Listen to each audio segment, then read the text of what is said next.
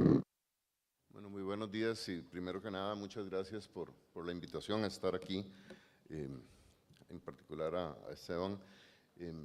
Cuando me dijeron que viniera a dar esta charla, yo lo primero que pensé, yo no soy un experto en acreditación, en realidad yo nunca he trabajado en acreditación. Cuando uno es o profesor universitario o ministro de educación, en realidad uno es más un cliente de las agencias de acreditación que…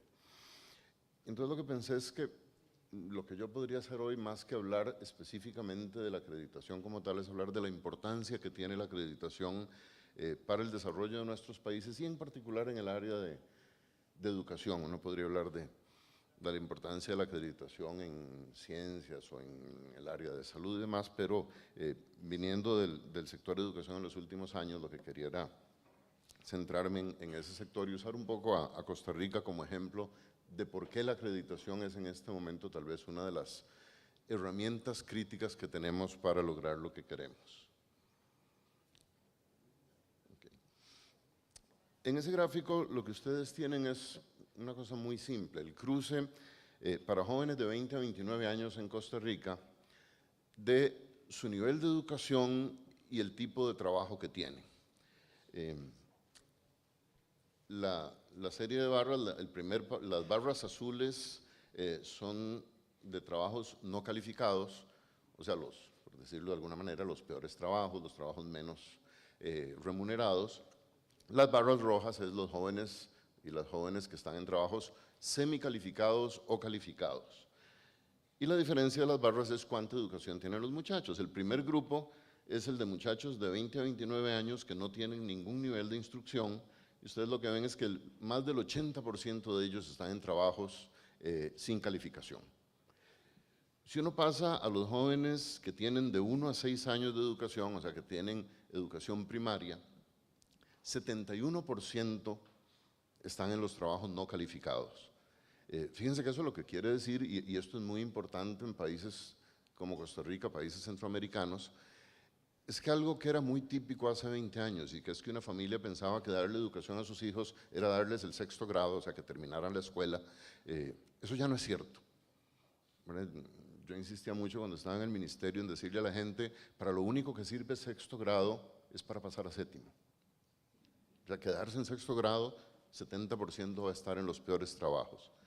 Los que tienen 7º, 8º, 9º, o sea, la primera parte de la secundaria, 53% siguen los peores trabajos, ya hay un 46% en semicalificados y calificados. Cuando uno desagrega eso, lo que va a ver es que casi todos están en trabajos semicalificados. De 10 a 11 años, si el parlante me tapa, 33% están en no calificados, 66% en calificados, y la diferencia más grande se hace con los muchachos y muchachas, y recuerden que estamos hablando del grupo de 20 a 30 años, ¿verdad?, que estuvieron en el sistema educativo en los últimos 15 años, ese grupo que tiene algo más que secundaria, secundaria, idioma, secundaria y cómputo, secundaria y educación técnica, secundaria y educación universitaria, de ese grupo casi todos, el 90% están en trabajos calificados o semicalificados, solo un 10% están en los trabajos no calificados. Cuando uno ve este tipo de gráficos tan gráficos, lo que está mostrando es que para los jóvenes de hoy tener algo más que secundaria es casi una garantía contra la pobreza, ¿verdad? Solo hay un riesgo de 10% de ser pobre, mientras que los que no tengan educación tienen 70-80% de riesgo de no ser pobre. Pero la secundaria se está convirtiendo en lo que debiera ser el piso de nuestra educación, no el techo. Ya la primaria no es el piso. Entonces, uno de los retos más grandes que tenemos en Centroamérica es cómo ir aumentando la cobertura de la secundaria. Y obviamente una cobertura de una secundaria con calidad, y de eso hablaríamos en un momentito. Quisiera mostrarles como un resumen de la historia educativa de Costa Rica con un único indicador que es la cobertura de la secundaria. Ups. Ese gráfico que ustedes tienen ahí nos lleva de 1957 al año pasado. y es la cobertura de secundaria. Sirve para decir muchas cosas este gráfico y quisiera… primero sirve para desmitificar alguna idea que tiene la gente cuando dicen es que antes la educación sí era buena y ahora no sirve. Yo siempre recuerdo esa discusión con mi papá, él me decía, es que cuando yo estuve en el Liceo de Costa Rica, ahí sí era buena la educación, en cambio ahora… Y uno dice, sí, claro, en 1957 probablemente había algunos colegios muy buenos, pero en Costa Rica en 1957 solo el 17% de los jóvenes estaban en el colegio. O sea, más del 80% ni siquiera estaba en el colegio. Había una vieja frase de Cristóbal Buarque de Brasil que decía que la peor escuela es mejor que ninguna escuela. Y eso aplica también en la secundaria. Costa Rica hizo un esfuerzo enorme en los 60s y 70s, que es el aumento que ustedes ven ahí, para llegar hacia 1979 a un 59, digamos un 60% de cobertura en secundaria. Y ese es un dato que tiene dos significados distintos. Uno positivo, pasar de 17 a 60 es impresionante. Y esa fue una enorme inversión en infraestructura, en docentes, en profesionalización. O sea, realmente el país hizo un gran esfuerzo. Pero un 60% de cobertura en secundaria es bien malo. O sea, un país que aspira a desarrollarse y que a la altura de 1979 lo que tiene es un 60% de cobertura en secundaria, pero el esfuerzo había sido fenomenal. En ese momento nosotros, igual que muchos países, pasamos por una crisis muy severa y esa crisis tuvo un impacto muy grande en educación, a nivel presupuestario, a nivel de la situación económica del país, y se da algo que uno casi nunca ve. Lo que uno habría esperado tal vez es que una crisis detuviera el avance de la educación, o sea, que se estancara la cobertura educativa. En Costa Rica no se estancó, en Costa Rica se cayó. O sea, nosotros en 5 años bajamos de un 60 a un 50% la cobertura de secundaria. Esa es una tragedia educativa. Pero la tragedia duró más tiempo. Si ustedes ven el gráfico, pasaron 15 años en que nosotros no logramos ni siquiera recuperar el nivel del 79. O sea que hay 20 años que Costa Rica perdió en educación. Fueron 20 años en que la mitad de los jóvenes no terminaron, no estaban ni siquiera en el colegio. No es que no terminaron el colegio, es que no estaban en el colegio. Si ustedes piensan en el gráfico anterior, que dice que para tener un trabajo semicalificado o calificado es muy importante tener algo más que secundaria. Y ustedes ven este gráfico en el que yo les digo que de 1979 a 1999 la mitad de los jóvenes costarricenses no estaban en el colegio. Entonces uno dice, y esa es la gente que hoy está en el mercado laboral. O sea, la mitad de nuestros trabajadores no estuvieron en el colegio. Entonces fíjense aquí cómo la educación se puede convertir en un freno al desarrollo. Obviamente en un freno a los ingresos de las familias. Alguien que no tiene un trabajo ni siquiera semicalificado difícilmente va a tener un buen ingreso. Pero alguien que no tiene la preparación para tener un trabajo semicalificado o calificado tampoco le puede aportar al país. Empiezan a tener esos cuellos de botella. Finalmente, del 99 para acá, el país vuelve a hacer un esfuerzo similar al de las décadas anteriores y se vuelve a elevar la cobertura de la secundaria a llegar el año pasado a un 90%, con una advertencia, 90% no quiere decir que 90% se están graduando de secundaria. Quiere decir que el 90% de los jóvenes están en la secundaria, no todos los que están se gradúan. O sea que aquí falta mucho camino por andar. Una cosa bonita de este proceso de los últimos 15, los últimos 10 años, es que cuando uno aumenta la cobertura de la secundaria, igual que se había hecho en los 60, en este último periodo, eso va a tener un efecto en la equidad. O sea, no simplemente quiere decir que más jóvenes están en la secundaria, quiere decir que se están reduciendo brechas educativas que son también un freno al desarrollo económico, pero en particular que son una base de desigualdad social. quisiera mostrar estos tres gráficos. Esta es una década del 2003 al 2013, con tres de las brechas más típicas en educación, que es cuál es el nivel de escolaridad, por ejemplo, empezando por el último gráfico, cuál es el nivel de escolaridad de jóvenes rurales comparado con el de zonas urbanas. En el 2003, en Costa Rica, los jóvenes urbanos tenían 30% más escolaridad que los jóvenes rurales, que refleja esa reproducción de la desigualdad urbano-rural. Con el aumento de la cobertura se tiene un impacto muy grande y esa brecha baja del 30% al 7%. De nuevo, es una muy buena noticia bajar la brecha, pero que sigue existiendo una brecha de educación entre lo urbano y lo rural sigue siendo un problema. Uno no puede estar satisfecho hasta que ese dato sea cero. Y ese tiene que ser la meta del país. Si lo vemos por ingresos, comparando el quintil más rico y el quintil más pobre, había una brecha todavía más grande. Los hijos del quintil más rico tenían 44% más escolaridad que los hijos del quintil más pobre. Eso se ha reducido con el aumento de la cobertura a un 17%. De nuevo, los datos tienen dos caras. La reducción es muy importante, 17% es muy alto. Entonces sigue habiendo una brecha en donde, como me acuerdo hace muchos años, Samuelson en su viejo texto usaba una frase, dice que todos pueden llegar a la cima, pero ayuda mucho a nacer ahí. Esto nos dice lo mismo, ¿verdad? Las brechas se reducen, todos pueden llegar arriba, pero es más fácil si usted nace ahí, y si usted es hijo de una familia pobre, usted va a tener más problemas para tener acceso a la educación y más problemas para tener acceso a la educación de calidad. Y la brecha que tal vez es la que más debiera preocuparnos, y ustedes y yo somos universitarios y creo que esto lo entendemos bien, es que lo urbano, rural y las diferencias de ingreso no son las únicas que cuentan. El nivel educativo de la familia en educación juega un papel muy importante para reproducir intergeneracionalmente los niveles educativos. Los hijos de familias más educadas suelen tener más educación que los hijos de familias menos educadas.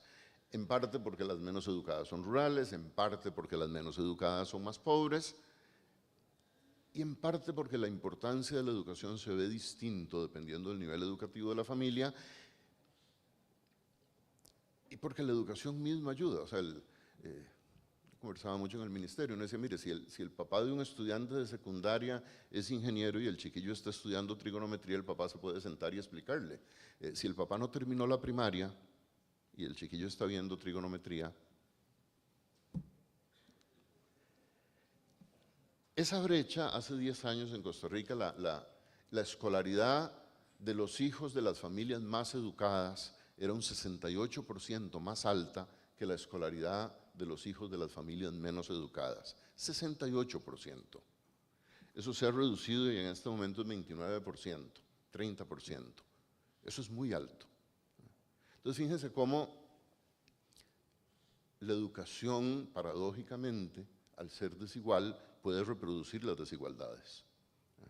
O sea, es muy importante tener gente más educada, pero si uno no rompe ese círculo vicioso de que las familias menos educadas, a su vez, siguen teniendo hijos menos educados, ese problema se va a reproducir intergeneracionalmente.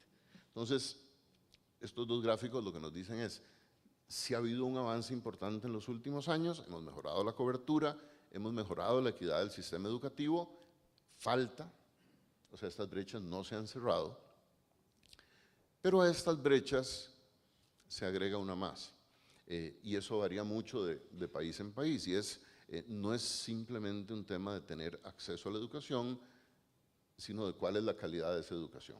Entonces el reto siempre es aumentar la cobertura, pero garantizar que los hijos de las familias más pobres, que los hijos de las familias rurales, que los hijos de las familias menos educadas, no solo tienen acceso a educación, sino que tienen acceso a una educación de calidad.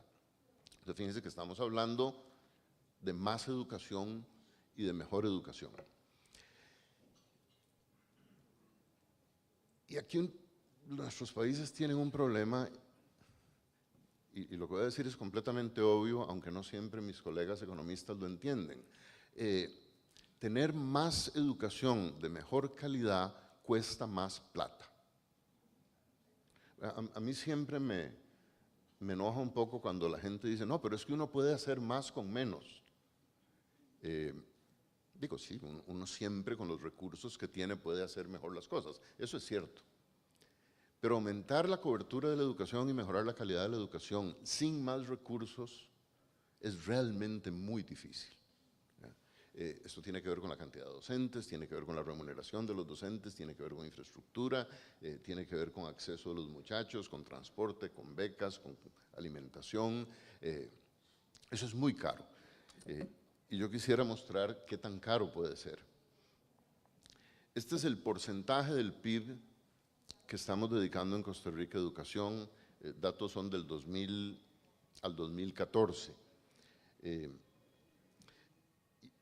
En el 2000 estábamos invirtiendo un 4%, 4,43, y más o menos subiendo y bajando, se mantuvo así del 2000 como al 2006. Pero aquí yo quisiera hacer una referencia a algo que ocurrió en Costa Rica y que es muy latinoamericano. En 1997 nosotros aprobamos una reforma constitucional que dice que la educación tiene que recibir el 6% del PIB.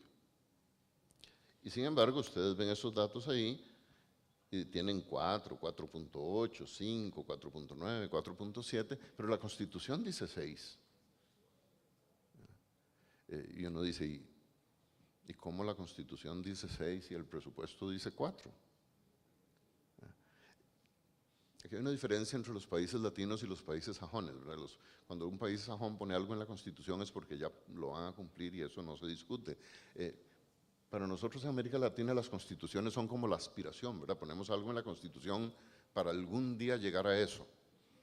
En Costa Rica la educación primaria era gratuita y universal desde 1800 y pico, ¿verdad?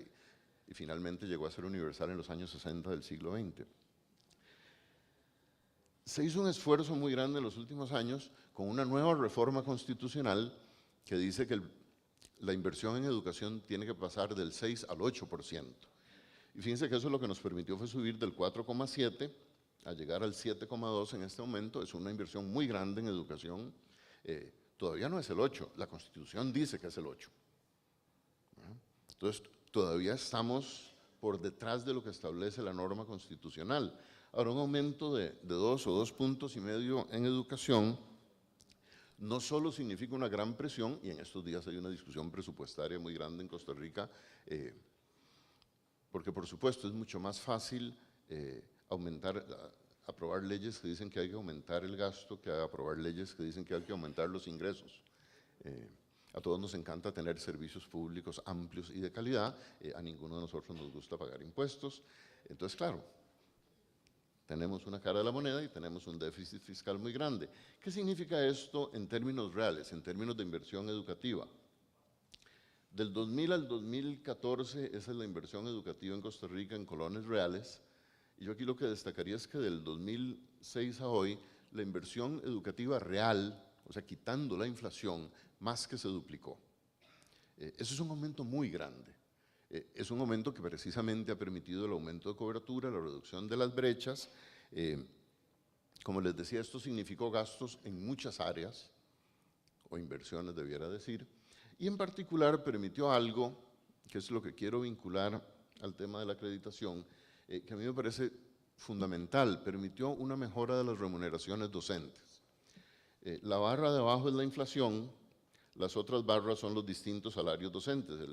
La azul es el salario de un asesor regional, la roja de un profesor de educación general básica y la verde, que va igual que la roja, es la de un profesor de secundaria.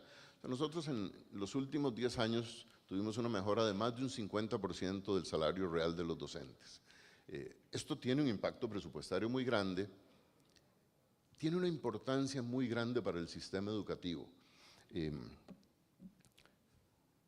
Una de las cosas que los ministros de educación, hay como dos cosas típicas. Para que usted sea ministro de educación tiene que haber pasado por alguna huelga. Eso me decían mis colegas, me dicen, mientras no tengas una huelga no sos ministro de educación. Entonces uno tiene que tener una, nosotros tuvimos una. Y la otra cosa que todos los ministros de educación tienen que hacer es ir a Finlandia. O sea, si usted no ha ido a Finlandia, no es ministro de educación. Entonces yo fui a Finlandia y en una conversación con la ministra de Educación de Finlandia,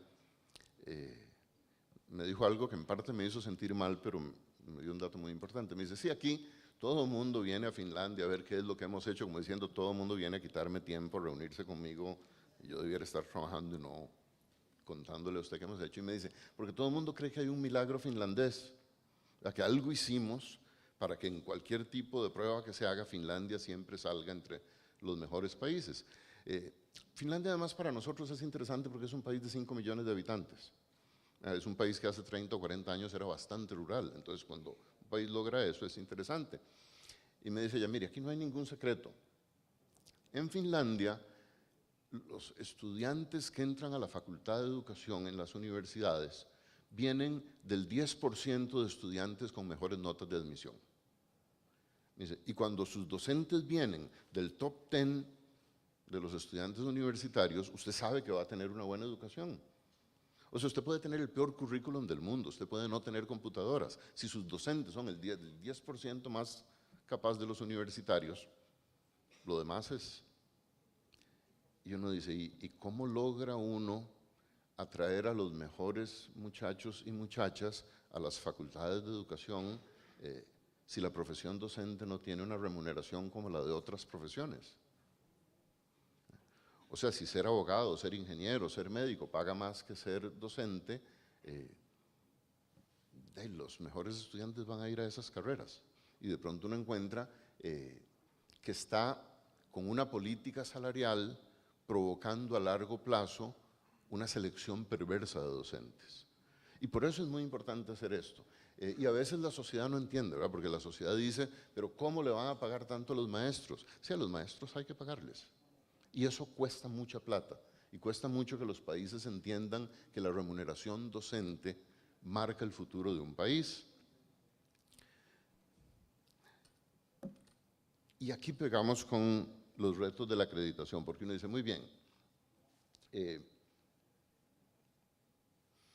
hemos hecho un esfuerzo a lo largo desde los años 70 a hoy en profesionalizar el cuerpo docente. O sea, hoy en Costa Rica el cuerpo docente tiene el mayor nivel profesional de la historia. En los años 70, cuando se dio el gran aumento en cobertura, hubo que hacerlo con aspirantes, o sea, con gente salida de secundaria que empezó a dar clases, o sea, no eran profesionales. Hoy la mayoría tienen su licenciatura, tienen maestrías, muchos incluso tienen doctorados. Pero mi pregunta es, ¿qué nos dicen esos títulos? ¿Reflejan los títulos que tienen los docentes de hoy su calidad de docentes? Y fíjense que yo me estoy concentrando en educación. Podríamos hacer esta misma pregunta en casi cualquier campo, ¿verdad? Los abogados de hoy tienen la calidad que dicen sus títulos, los ingenieros tienen la calidad que dicen sus títulos, los médicos o las enfermeras tienen la calidad que dicen sus títulos. Me concentro en educación porque es el campo en el que he venido trabajando. ¿Cuáles son los problemas y cuáles son las herramientas que necesitamos?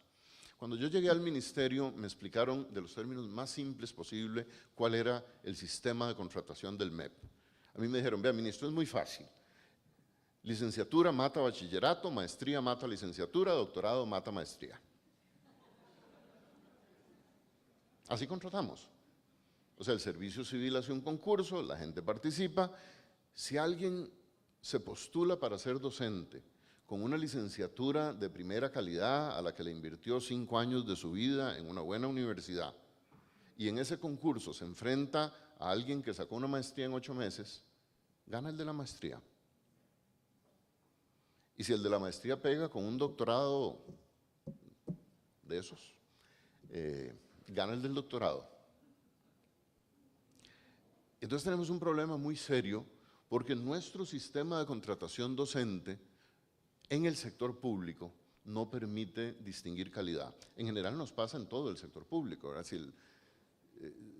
Si el sistema de salud público va a contratar un médico, no puede distinguir entre carreras de calidad y carreras que no son de calidad, no lo podemos hacer en educación.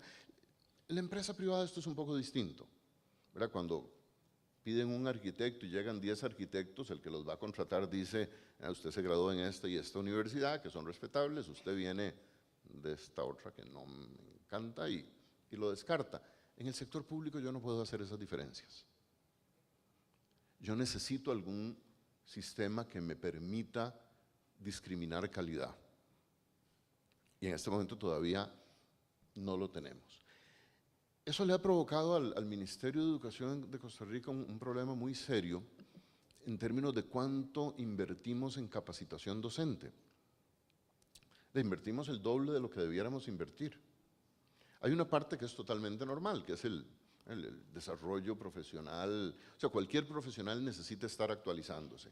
Si yo cambio el programa de matemática, tengo que darle capacitación a los docentes de matemática, por ejemplo, porque el programa nuevo tiene probabilidad y estadística, y cuando ellos estudiaron en la universidad, ese no era un tema de la formación docente. Si en español los nuevos programas incluyen lógica, yo tengo que capacitar a los profesores de español porque cuando ellos se hicieron profesores, lógica no era una asignatura de la carrera. Entonces, hay una capacitación permanente que está bien y es normal. Nosotros hicimos un par de pruebas. Le pedimos a los docentes de inglés que tomaran la prueba TOEIC, que es una prueba internacional. Y lo que encontramos fue que 30–40% de nuestros profesores de inglés no sabían inglés. Y vean, ustedes pueden ser extraordinarios en lo pedagógico, pero si no saben inglés no van a poder enseñar inglés. En matemática no hay una prueba estándar reconocida internacionalmente, entonces hicimos una cosa muy simple, que yo sé que no tiene validez científica, pero es igualmente muy indicativa. Preparamos una prueba con preguntas de bachillerato, con las preguntas que los estudiantes tienen que responder cuando hacen el bachillerato, y le pedimos a nuestros profesores de secundaria que respondieran a ese examen. Una tercera parte salieron muy bien, una tercera parte más o menos, y una tercera parte habrían perdido el examen. Entonces, cuando a mí me preguntan por qué una tercera parte de los estudiantes costarricenses pierde el examen de bachillerato, yo digo, porque su profesor también lo habría perdido. O sea, yo no le puedo pedir a un estudiante que pase bachillerato si su profesor no lo habría pasado. Entonces, fíjense que el Ministerio de Educación tiene que invertir una gran cantidad de recursos en darle a sus docentes lo que les debió haber dado la universidad. O sea, cuando alguien me llega a mí con un título que dice profesor de inglés, lo menos que yo puedo esperar es que sepa inglés. Si dice profesor de ciencias, yo esperaría que sepa ciencias. Que no me ocurra, y esto me lo contó, no sé si hay alguien de la Universidad Nacional acá, probablemente, sí, Jorge aquí. Un profesor de la Universidad Nacional estaba dando una capacitación a profesores de ciencias de secundaria. Y me cuenta, indignado, lo que le pasó. Dice que termina su explicación y una profesora levanta la mano y le pregunta, vean, es que yo una cosa que no entendí. ¿Cuál es la diferencia entre evolución y circuncisión? Y dice que él se quedó viéndola así como, o sea, usted no me puede estar haciendo esa pregunta. La señora era profesora de colegio, o sea, ella le enseña ciencias a esos que nosotros estamos muy contentos de tener en el colegio. A veces uno duda de que el peor colegio sea mejor que ningún colegio, de pronto en internet va a aprender más ese muchacho. Entonces el tema de la calidad docente es clave. Entonces, si uno tiene estos problemas, la acreditación se vuelve urgente. Y no solo la acreditación, sino cómo la acreditación puede ser utilizada por el sector público. Aquí hicimos un esfuerzo, muchos de ustedes recordarán a don Guillermo Vargas, que estuvo en el SINAES, y yo, hace un par de años que se reformó la ley del SINAES.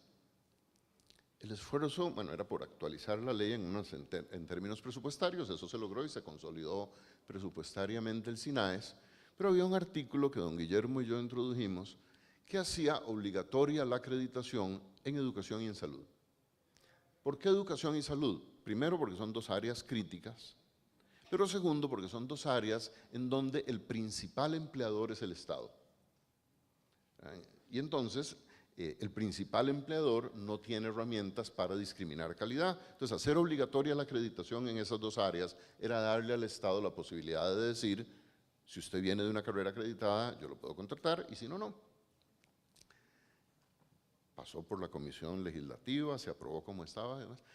El último día, sin que nadie se diera mayor cuenta, aquí ni don Guillermo, ni yo, ni los abogados que seguían el proyecto, alguien cambió la palabra obligatoria por recomendable.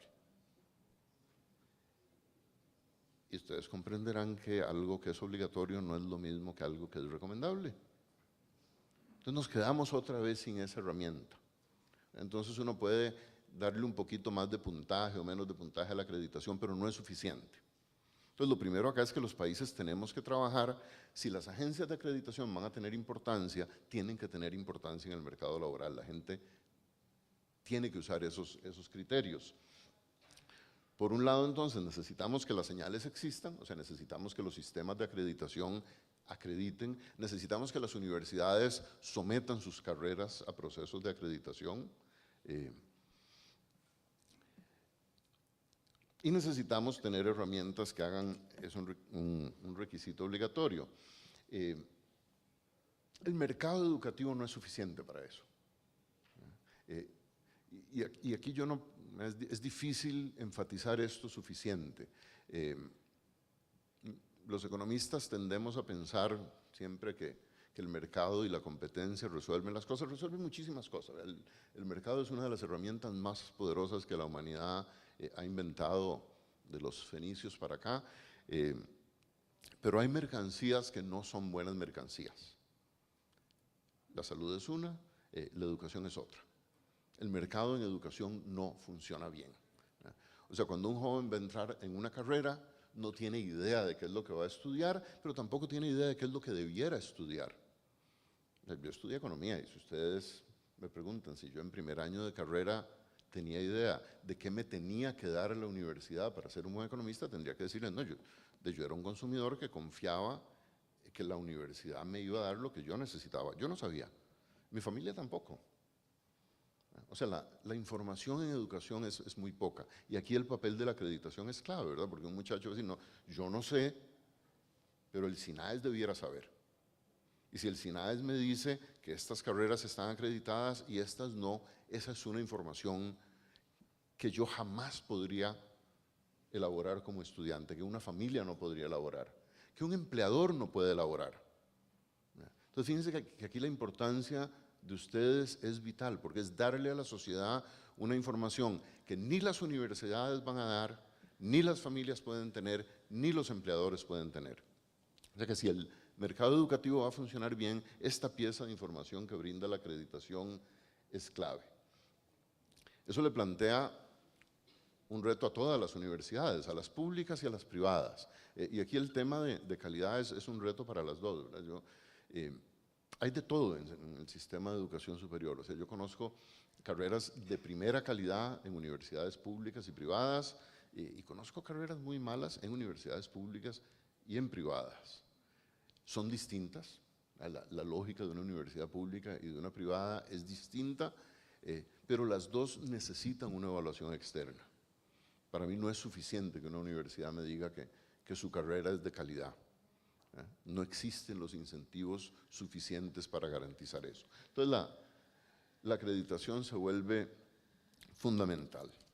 Termino con tal vez el riesgo más difícil que ustedes enfrentan.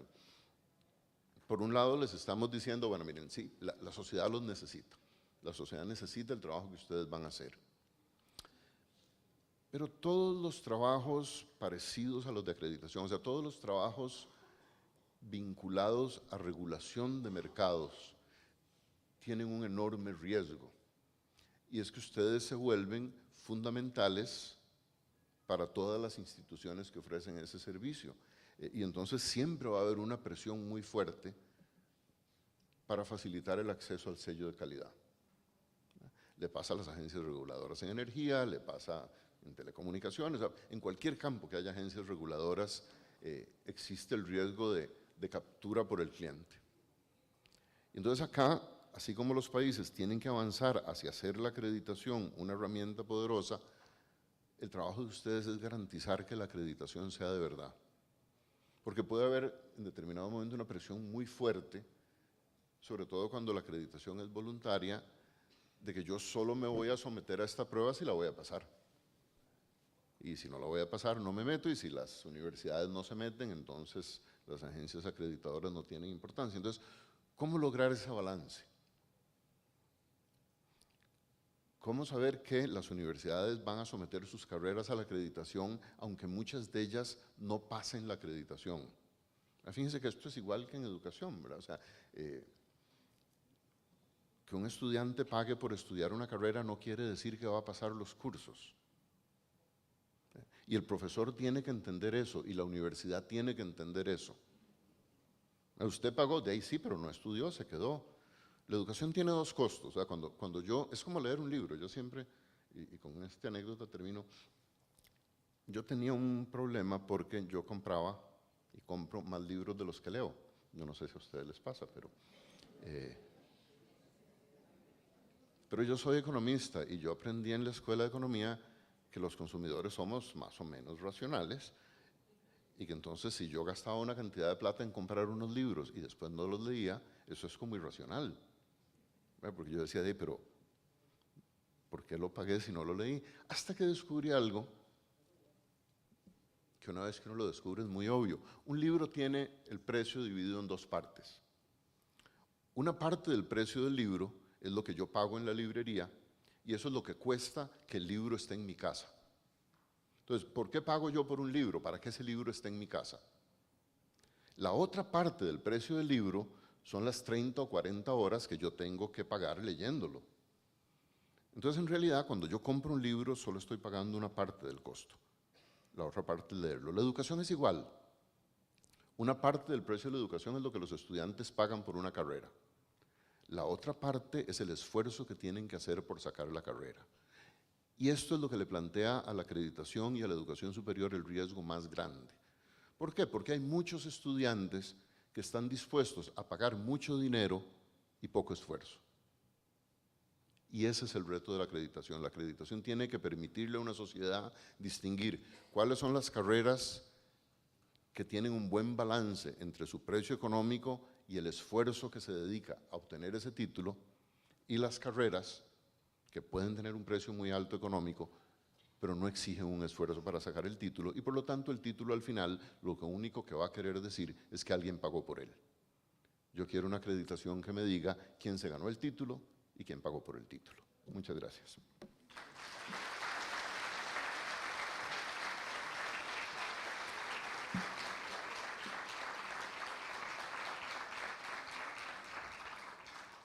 Gracias al doctor Rímolo. Me indica la comisión organizadora que en las mesas de trabajo les ubicaron una encuesta. Si son tan amables de completarla y entregarla cuando vayan a retirar los certificados de participación. Seguidamente se realizará una valoración argumentativa por parte de los doctores Gilberto Alfaro, miembro del Consejo de Acreditación del Sistema Nacional de Acreditación de la Educación Superior de Costa Rica, y el doctor Ernesto Medina, rector de la Universidad Americana de Nicaragua.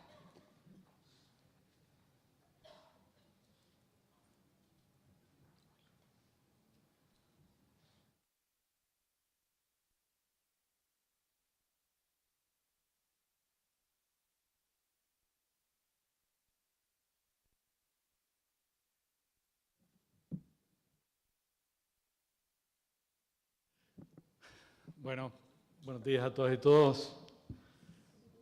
Mi nombre es Ernesto Medina, soy rector de la Universidad Americana en Managua, y tuve el privilegio de haber sido uno de los protagonistas del proceso de creación del CCA, de manera que mis reflexiones en parte tienen que ver con qué ha pasado desde mi perspectiva, desde aquellos años de discusión que llevaron a la creación del CCA y el momento que vivimos ahora. Le agradezco al señor ministro la franqueza, la sinceridad con que nos ha hablado, porque sin duda alguna sus palabras nos animan a conversar también con mucha franqueza sobre dónde estamos y contestar a la pregunta de si la acreditación o cuál debería ser el papel de la acreditación para constituir un sistema centroamericano de calidad.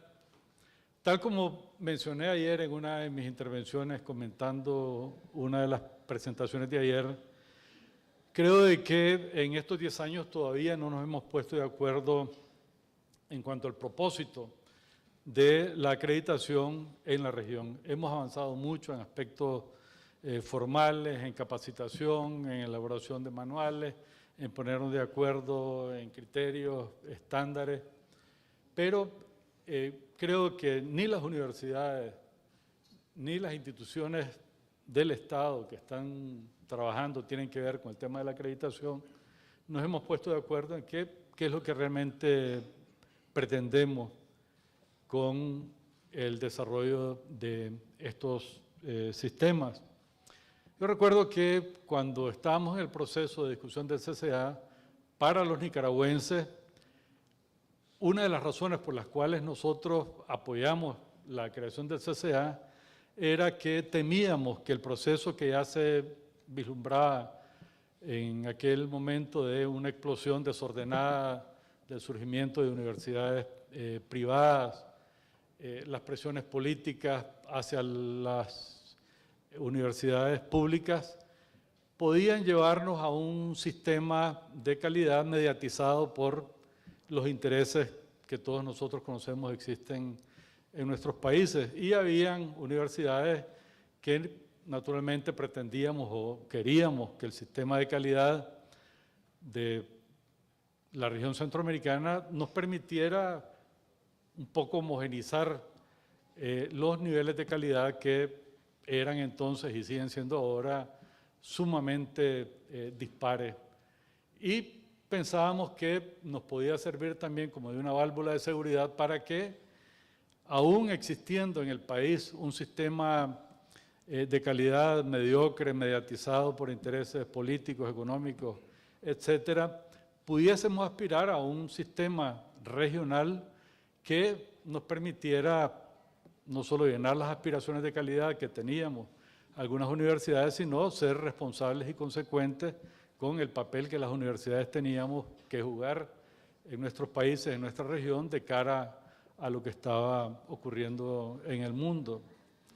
Yo diría que en eso todavía nos hemos quedado cortos. Digamos, el sistema de Nicaragua, tal como lo temíamos, se estableció y resultó ser un sistema muy mediatizado por ya los intereses que existían en el país, ¿verdad?, con un sinnúmero de universidades que, como bien nos recordaba el ministro, ¿verdad?, por diferentes mecanismos obtenían no solo el permiso para funcionar, sino que siguen funcionando, ¿verdad?, como que nada ocurre, sin que nadie en realidad haga nada para tratar de mejorar las cosas. En eso yo creo que todavía el CCA no ha logrado llenar aquellas aspiraciones que teníamos, y no es obviamente responsabilidad del CCA. Creo que ahí todos tenemos responsabilidades. Nuestros países que siguen cada uno tomando el rumbo que mejor les parece, hablando de integración, pero en la práctica, ¿verdad?, haciendo todo lo contrario y socavando los pocos esfuerzos que se han hecho de integración. Y en el plano educativo nos hemos quedado en la retórica y hay muy pocas acciones realmente para actuar de manera concertada para resolver los problemas educativos de la región, y uno de ellos es el problema de la calidad. Naturalmente que cada país tiene su propia historia. Yo puedo hablar más de Nicaragua, y creo que en Nicaragua han ocurrido diferentes cuestiones que quizás pueden justificar o explicar lo que estamos viviendo hoy. Las universidades públicas, por un lado, han recibido una presión enorme para aumentar la cobertura con un marco presupuestario muy limitado y la prioridad claramente tanto por parte del Estado como de las autoridades universitarias del sector público ha sido pues, responder a esa demanda creciente por educación superior. La calidad ha quedado un poco pospuesta para una discusión posterior. Las universidades públicas, al igual que en el resto de los países de la región, pues representan un espectro amplísimo de intereses, de intenciones, de compromiso con la calidad y, como dije antes, el sistema de acreditación del país no tiene claro cómo manejar esa situación. Entonces, creo de que la necesidad de un sistema centroamericano de acreditación, que fue la idea original hace más de 10 años, que surgió del SUCA y que luego diferentes sectores también lo asumieron con mayor y menor grado de compromiso, sigue siendo una necesidad. Y creo que las condiciones hoy en día son favorables para retomar la discusión de hace 10 años. Yo creo que quizás el problema mayor que hemos tenido ha sido la descontinuidad del diálogo que hubo entre los ministerios de educación, las universidades del SUCA, un grupo selecto y comprometido de universidades privadas, los colegios profesionales, las pocas agencias que existían en aquel entonces, para ponernos de acuerdo sobre el diseño y los propósitos del sistema. Yo creo que fue un error el pensar que la tarea se concluía con la firma del acta constitutiva del CCA y me parece que ese diálogo debemos retomarlo y creo que ahora las condiciones son más propicias. Hay una experiencia acumulada, sin lugar a duda, el trabajo que se ha hecho en estos 10 años ha llevado el mensaje, la necesidad de la acreditación como una herramienta para el mejoramiento de la calidad de nuestras instituciones a un nivel muy amplio.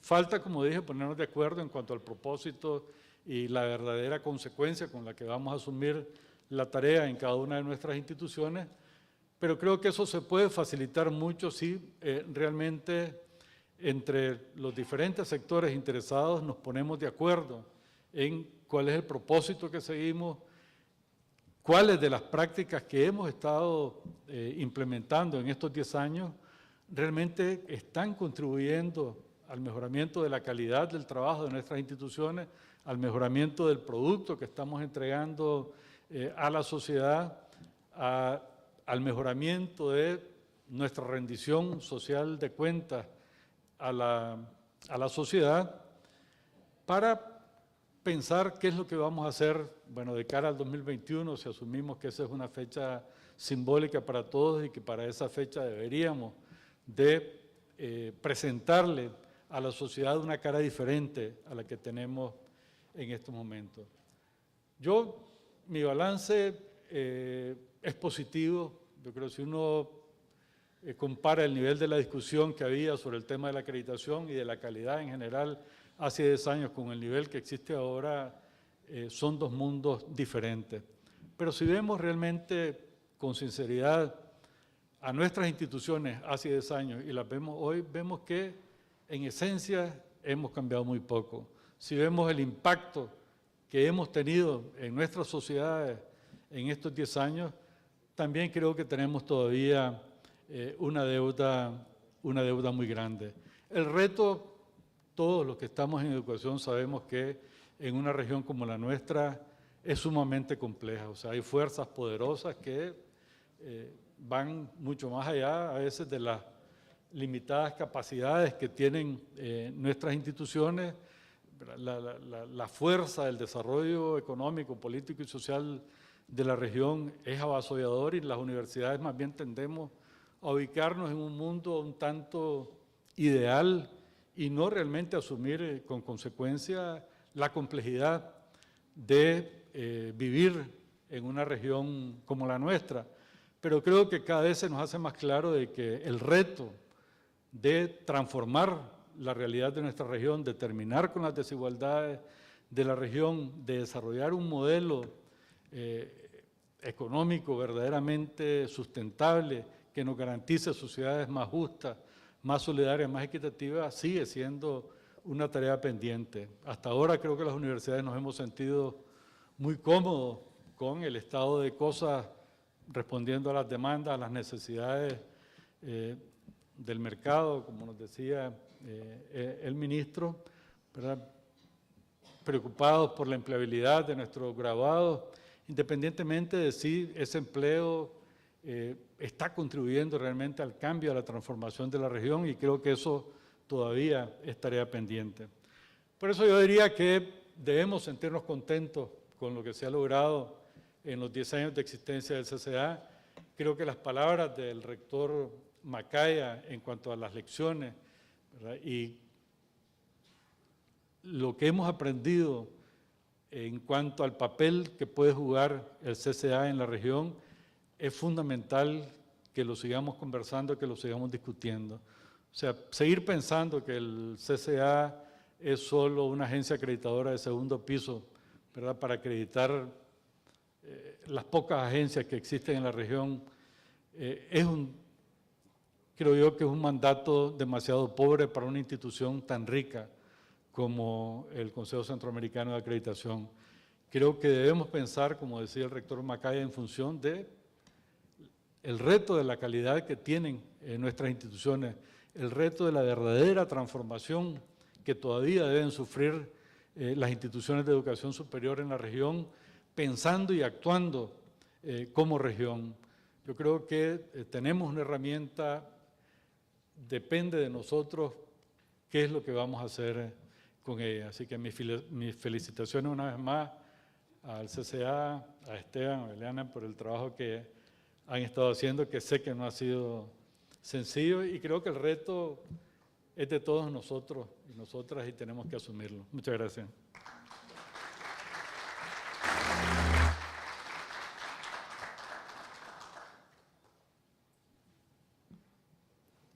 Continuamos con el siguiente expositor. El señor me parece que hay un cambio en la agenda. Es que en realidad el doctor Gilberto Alfaro Valera no nos acompañó. Él volaba desde París ayer. Yo no tuvimos noticia de si él tuvo algún inconveniente o qué fue lo que ocurrió. De todas maneras, la metodología que teníamos prevista para esta parte… ¡Ay, mire!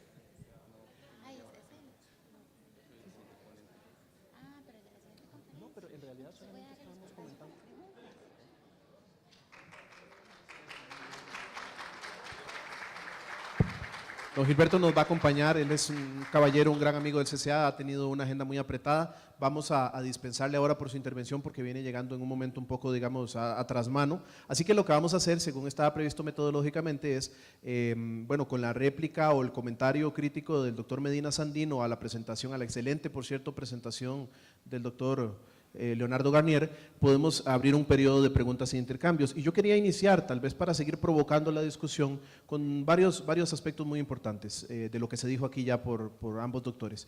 Primero, con relación a lo que decía don Leonardo, y me parece que es un llamado de atención interesantísimo. Vean ustedes cómo nos presentó información, datos crudos y concretos, ¿verdad? Yo creo que las agencias de acreditación tenemos que tener la capacidad, junto con las universidades, de generar información útil para la toma de decisiones.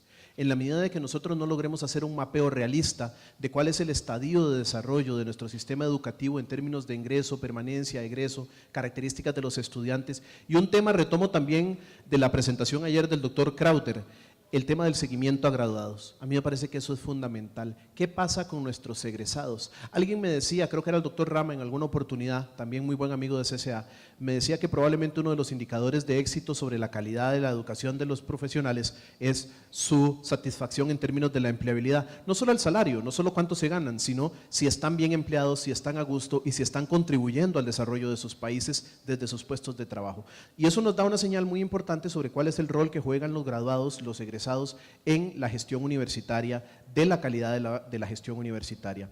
Yo creo que los anglosajones en eso nos llevan pasos adelante, muchos pasos adelante. Sabemos que las comunidades de graduados de las universidades anglosajonas son muy fuertes y es un tema que nosotros tenemos que trabajar y en el que creo que las agencias de acreditación pueden encontrar insumos y bases de datos verdaderamente significativas para seguir testeando la formación, para seguir extrapolando la información de nuestros egresados con la formación que estamos brindando dentro de las carreras. Rescatar también de la presentación del doctor Garnier el hecho de que tenemos que entender que existe un mercado de gestión y aseguramiento de la calidad. Yo sé que el discurso ideológico de las universidades generalmente se aleja de esos términos porque le provocan algo de rasquiña, de alergia, pero en realidad existe un mercado con oferta y demanda y como cualquier mercado tiene sus distorsiones y tiene que tener sus mecanismos de regulación. Las agencias de acreditación, más que un mecanismo de regulación, yo lo quiero visualizar como un mecanismo de acompañamiento, de transparencia, de rendición de cuentas, de asistencia, de asesoría, pero indudablemente tenemos que entender que existen necesidades de la sociedad por conocer sobre la calidad de las carreras y las universidades y necesidades de las universidades sobre cómo quieren ellas gestionar su calidad y cómo quieren presentar su gestión de calidad a la sociedad.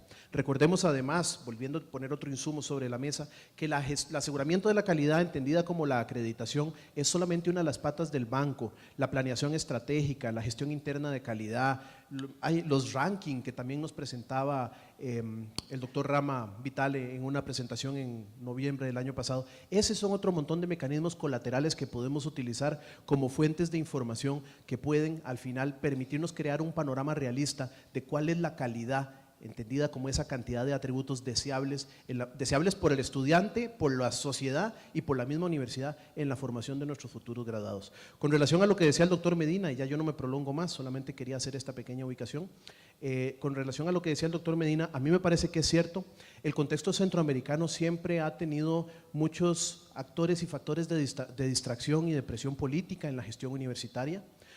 Yo creo que las agencias de acreditación no vienen a resolver el problema de la presión política que puede existir sobre los sistemas educativos y económica, hay presiones de muchos tipos, no vienen a resolver esas presiones, pero sí vienen a ser un agente que contribuye a aumentar la transparencia, a aumentar los procesos de rendición de cuentas y a transformar el paradigma de la educación superior de una universidad que produce y produce, sino más bien una universidad que piensa y produce en función de los intereses de la sociedad.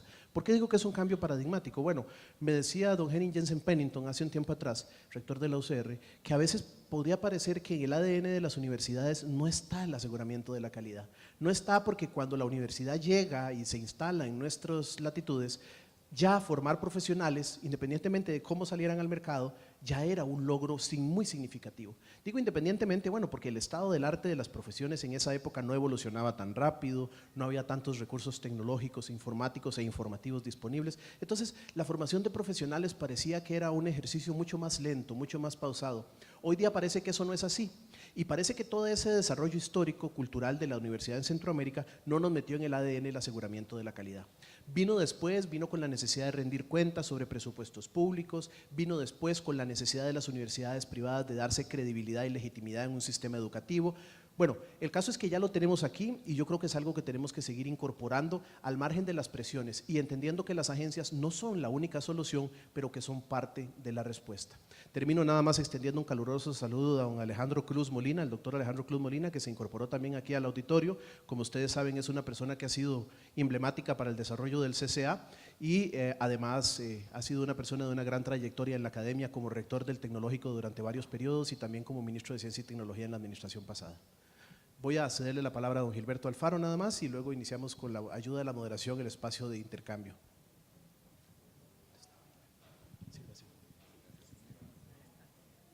Un comentario breve.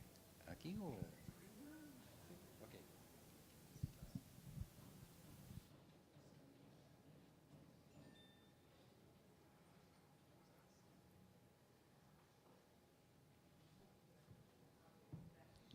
Muy buenos días y mi disculpa por esta llegada así como intempestiva, pero estaba fuera y realmente había informado que si podía llegar me daría una vuelta por acá para saludar.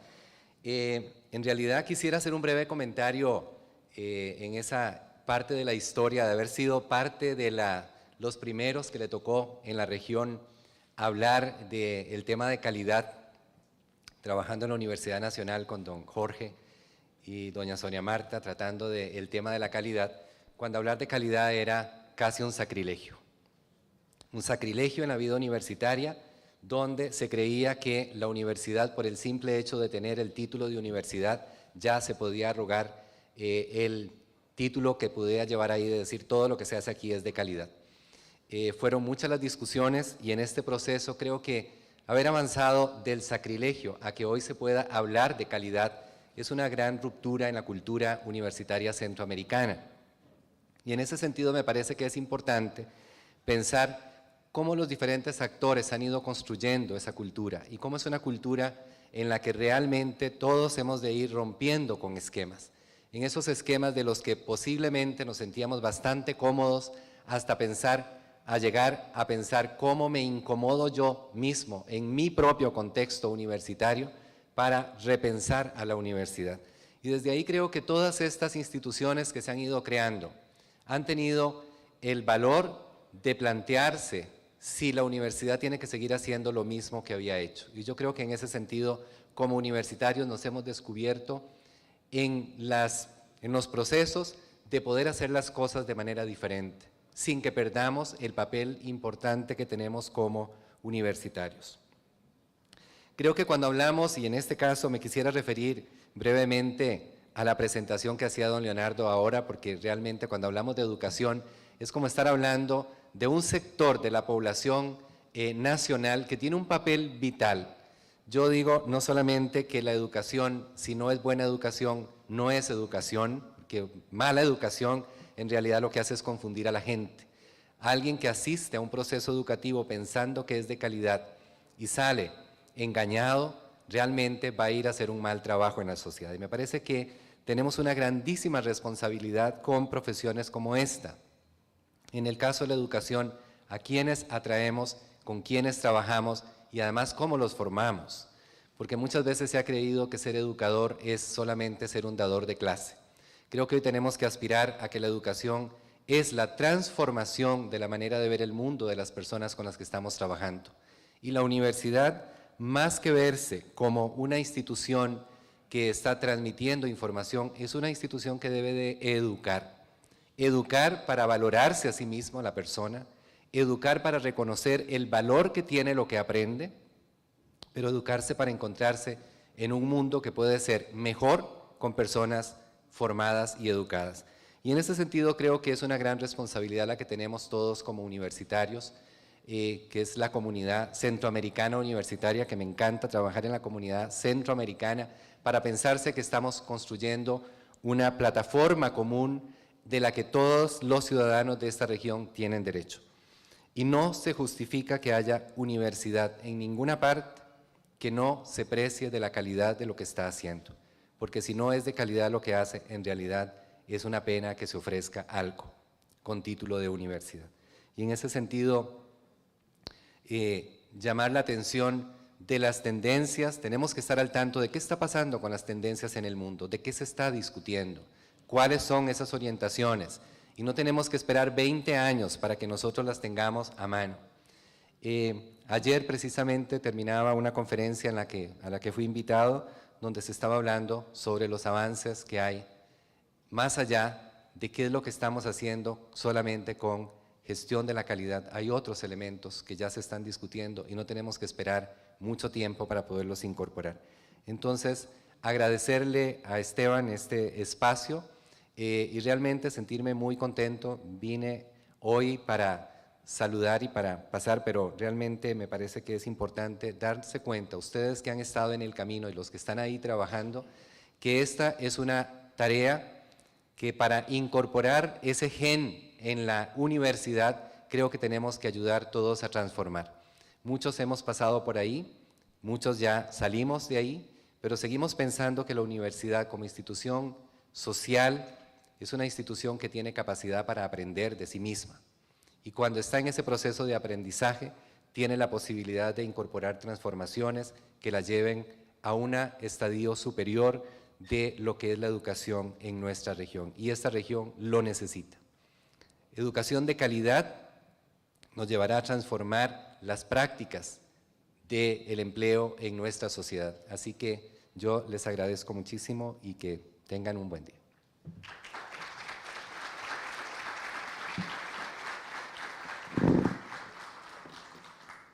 Agradecemos a los doctores Gilberto y Ernesto por esta presentación argumentativa. Vamos a dar inicio con el periodo de preguntas. Únicamente vamos a abrir el espacio para 3 preguntas. Sería importante, por favor, que nos indiquen a cuál de los 3 conferencistas va dirigida la pregunta.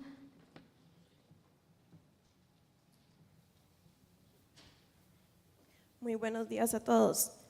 Mi nombre es Georgianela Mata, soy estudiante de la Universidad Técnica Nacional y de la Universidad de Costa Rica y pertenezco al Consejo Directivo de la Federación de Estudiantes Universitarios de Centroamérica y el Caribe.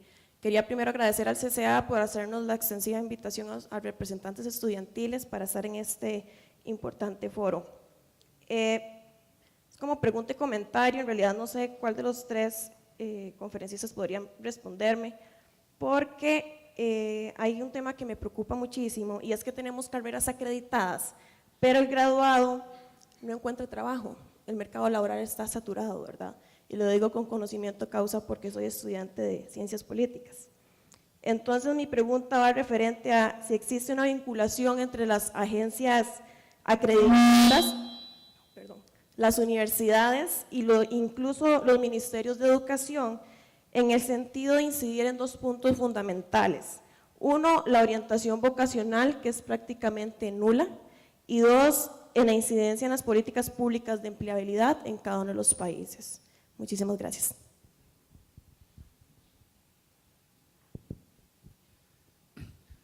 Ese es un tema que siempre es bien difícil.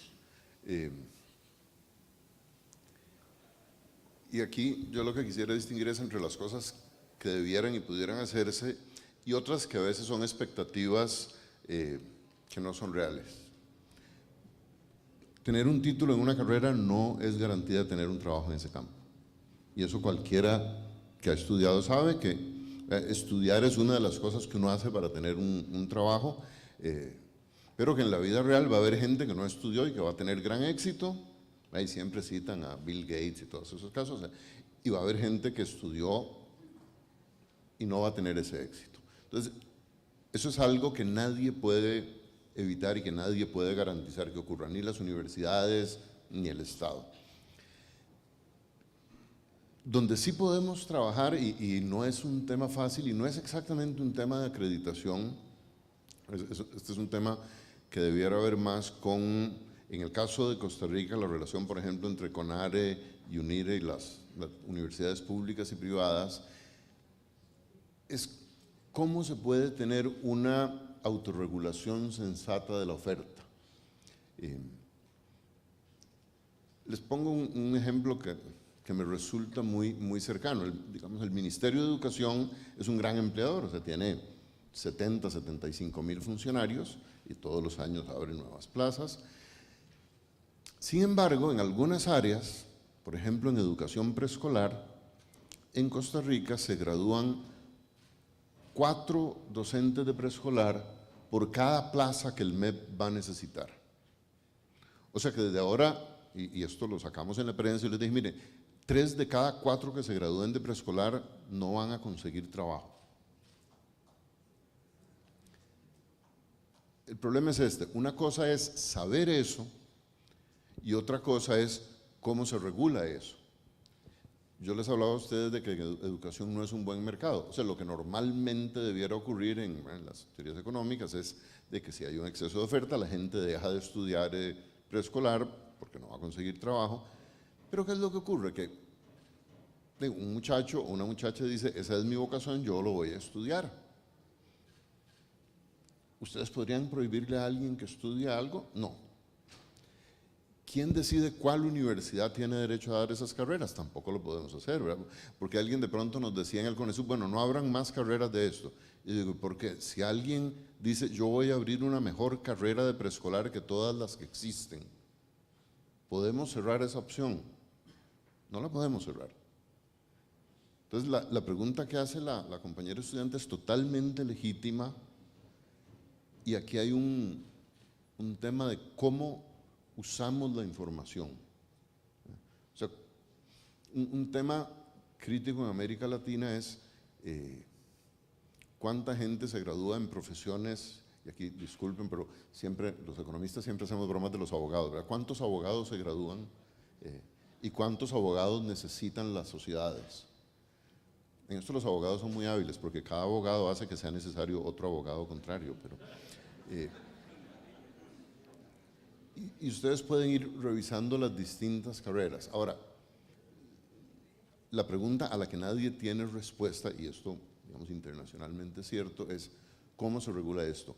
Primero, y lo mencionaba Esteban hace un momento, ¿cuál información tenemos? O sea, cuando un muchacho o una muchacha va a entrar a las universidades, ¿tiene información de cuánta gente está estudiando lo que él o ella va a estudiar, de cuántos graduados hay, de qué están haciendo los graduados, de cuánto ganan los graduados? Bueno, porque si yo fuera a estudiar una carrera, yo querría tener esa información y no existe.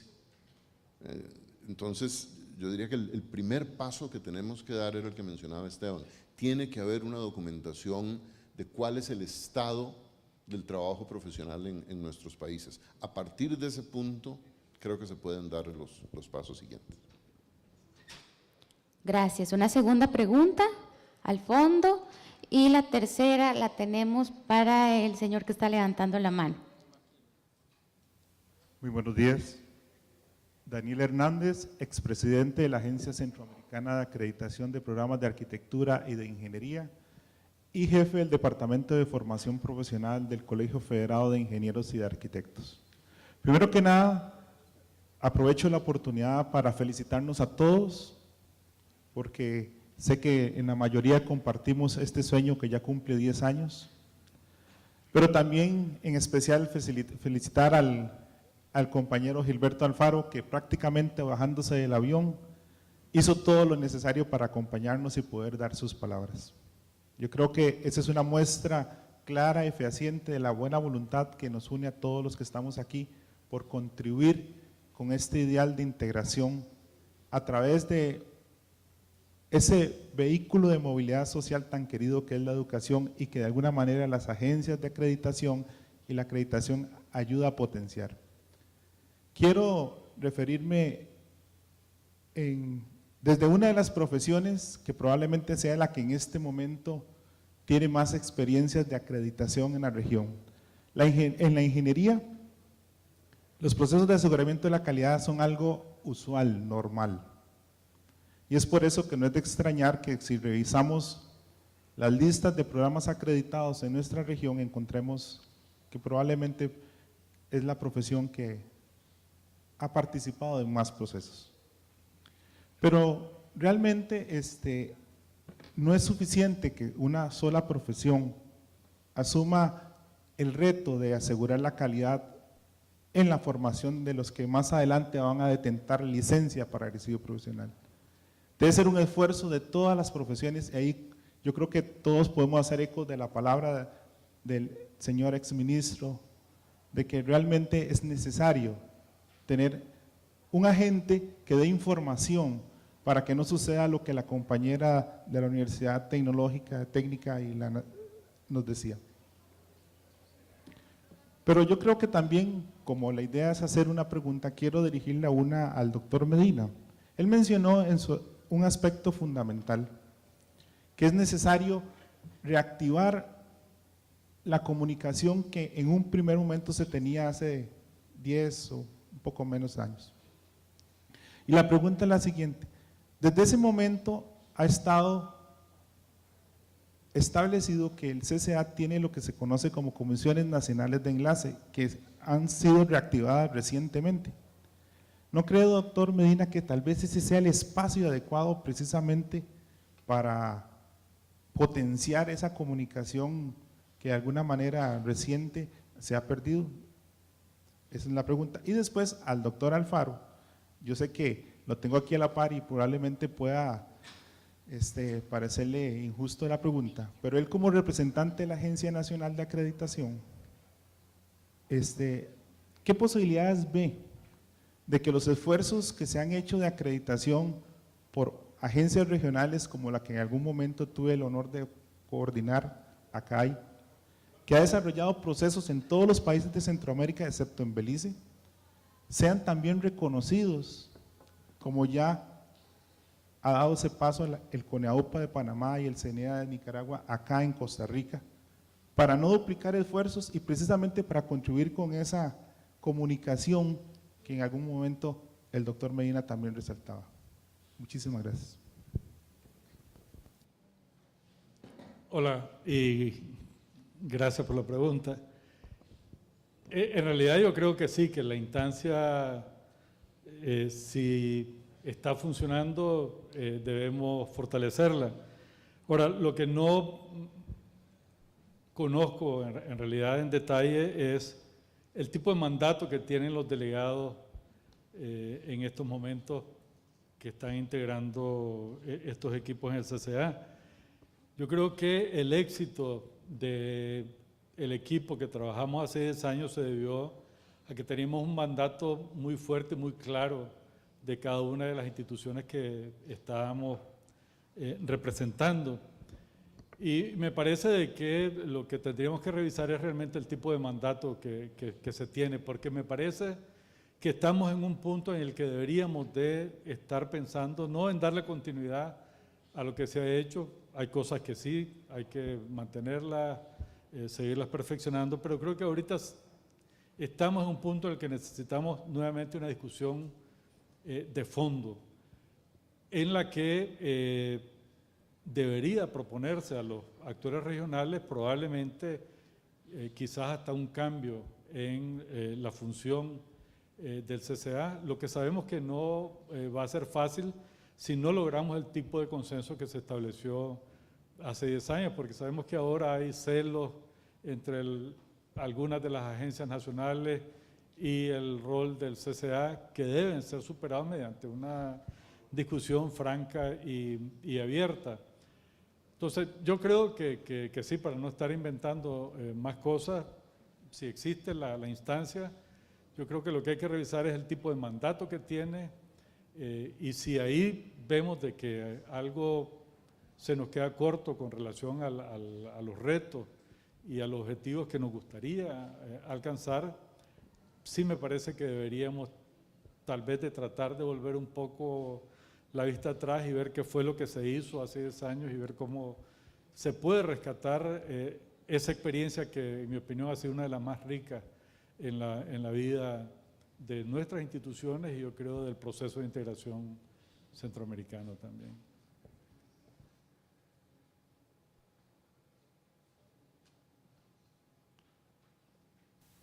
Don Gilberto, por favor.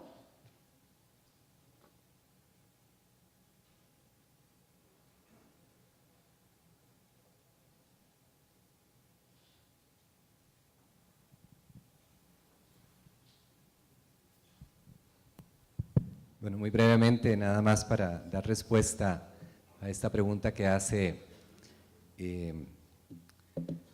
se hace para el SINAES. En realidad me parece que como instituciones los diálogos siempre son importantes, establecer con claridad qué es la función que cada quien tiene es fundamental y me parece que en ese sentido el poder hablar con transparencia en cada una de las partes, que es lo que intentamos hacer.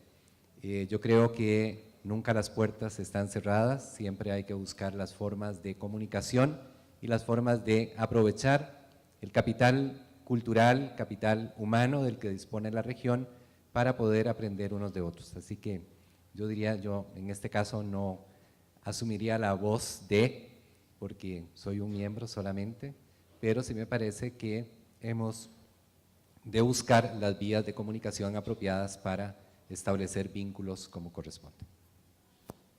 La tercera pregunta. Buenos días, mi nombre es Fernando Lugo, vengo de México, representando a una agencia acreditadora, Caxtla. Y mi pregunta es referente con el doctor Garnier, exministro de Educación. Tocó un tema que pocas veces se trata de cerrar brechas. En mi país, a nivel educación superior, el 70 u 80% de estudiantes son universitarios primera generación. Cuando hago esta pregunta en escuelas públicas, quizá llegue hasta el 90%, que es muy alto. Solamente universitarios de tercera generación, es decir, que sus abuelos fueron universitarios, solamente un 2 o un 3%, un 7% de segunda generación y el 90% de primera generación. Este porcentaje en escuelas privadas, en escuelas públicas es más alto, mucho más alto. Aquí en Costa Rica, que usted como ministro de Educación, no sé si tenga el dato, porque habló de esas brechas, ¿qué porcentaje hay y qué ha hecho o qué hizo el Ministerio de Educación para cerrar estas brechas?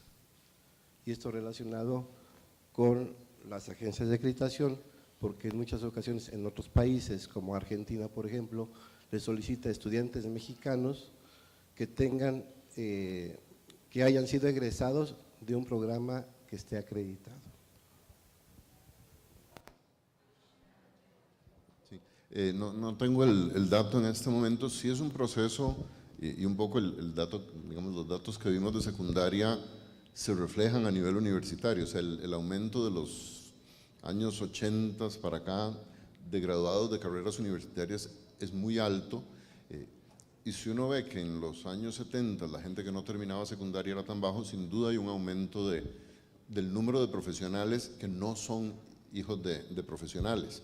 Entonces, por ese lado, yo creo que hay tres cosas que yo destacaría. Uno, una gran parte de la clase media que eran hijos de no profesionales que pasan a ser profesionales. Hay una parte de gente, digamos, de clase media baja o sectores cuyos padres o abuelos fueron pobres, que tuvieron acceso a la educación y están llegando a la educación superior, pero, y eso era, digamos, el doble carácter de los datos que yo estaba mostrando, sigue siendo cierto que hay una parte, y este es el reto más duro, ¿verdad? Porque la parte más dura de la pobreza, la parte más dispersa de la ruralidad, las comunidades indígenas, ahí las desigualdades son muy fuertes. Y ahí todavía lo que estamos logrando es muy poco. Digamos, los datos lo pueden hacer a uno sentirse bien diciendo, por ejemplo, la brecha urbano-rural en secundaria se redujo de 30 a 7, pero ese 7 es mucho más duro que el 30, y el 30 era más duro que el 50 de antes. Entonces aquí mi punto es este: cada paso en educación cuesta más que los anteriores. Los muchachos, y este es un reto en particular, en términos de secundaria para la educación pública, en términos de educación superior obviamente es más abierto. Los muchachos que no están hoy en la secundaria, recuperarlos difícilmente lo vamos a hacer con los colegios privados, ¿verdad? ¿Por qué? Porque precisamente son los muchachos que menos pueden pagar, que más dificultades de acceso tienen, que más dificultades de aprendizaje tienen, que menos apoyo de su familia tienen. Aquí, tal vez, a ver, para poner esto de la forma más dramática posible, y nada más dramático que la realidad, la educación tiene un proceso de descreme.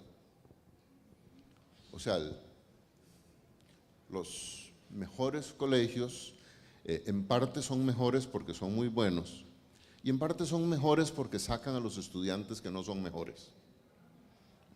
Desde el primer grado, a los chiquillos que tienen problemas de aprendizaje rapidito los van pasando a otro lado, cuando llegan a la secundaria, en noveno hacen otra limpia, y antes de acercarse a bachillerato sacan a cualquiera que ellos crean que no va a pasar bachillerato.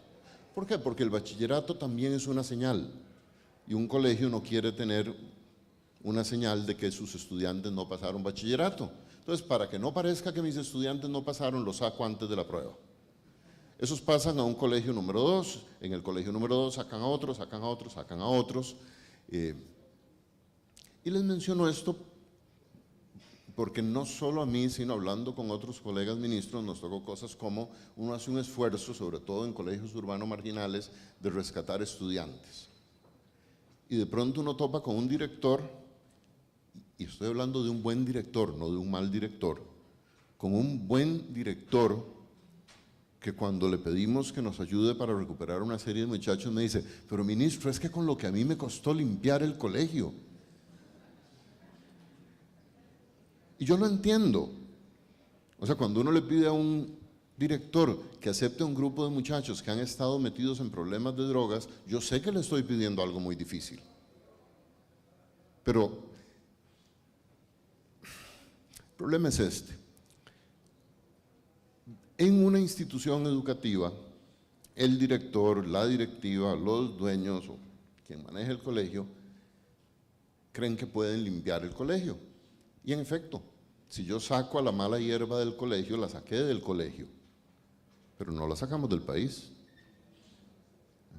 Y si no le damos educación a esos muchachos, que son los más difíciles, los que uno no quiere de compañeros de los hijos de uno, pero si no los tiene de compañeros de los hijos de uno, los va a tener enfrente de la casa. Ese es el reto más difícil de la educación. Entonces, ahí esas brechas se vuelven más duras.